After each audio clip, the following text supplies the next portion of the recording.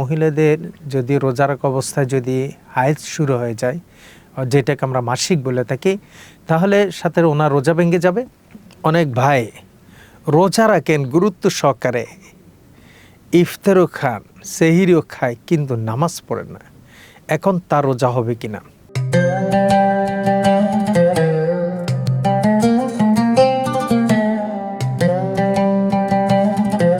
মহিলাদের যদি রোজা রাখা অবস্থায় যদি হায়েজ শুরু হয়ে যায়, যেটাকে আমরা মাসিক বলে থাকি, তাহলে সাথে ওনার রোজা ভেঙে যাবে। সে ওই সময় আর রোজা রাখবেন না।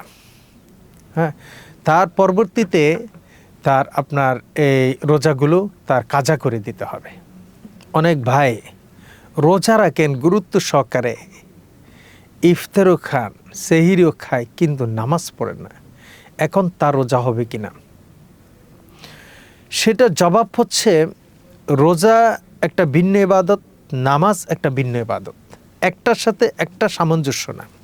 যেটাকে আমরা বলি মুআল্লাক, অর্থাৎ লাগানো, লটকানো না, একটার কারো একটা হয় না, সেরকম না। যেমন অজু না হলে নামাজ হবে না, হ্যাঁ, তাহলে অজুটা, নামাজের জন্য অজুটা লাজিম।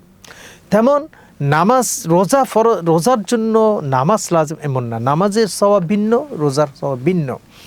যদি কোনো ব্যক্তি নামাজ পড়ে না, রোজা রাখে, তার রোজা হয়ে যাবে। কিন্তু নামাজ যে পড়ে নেই, নামাজ না পড়ার যে ভয়াবহতা, যে গুনাহ, যে ধমক যা রয়েছে, সেটা সে পাবে। হাদিস শরীফের মধ্যে অনেক ধরনের হাদিস আল্লাহ নবী ইরশাদ করেছেন, ফারকুল বাইনার রজুলি ওয়াল কুফরি তারকুস সালাত, আল ফারকু বাইনার রজুলি ওয়াল কুফরি তারকুস সালাত। কাফের এবং মুসলমানের মধ্যে পার্থক্য হচ্ছে নামাজ তরক করা। এই যে রাসূল সাল্লাল্লাহু আলাইহি ওয়াসাল্লাম মুসলমান কাফেরের মধ্যে পার্থক্য করেছেন নামাজ তরক করা। অন্য হাদিসের মধ্যে আসছেন, মান তারাকা সালাতা মুতাআম্মিদান ফাকাদ কাফার। যে ব্যক্তি ইচ্ছা করে নামাজ ছেড়ে দিল, সে কুফরি কাজ করলো। যদি অস্বীকার করে, সরাসরি কাফের।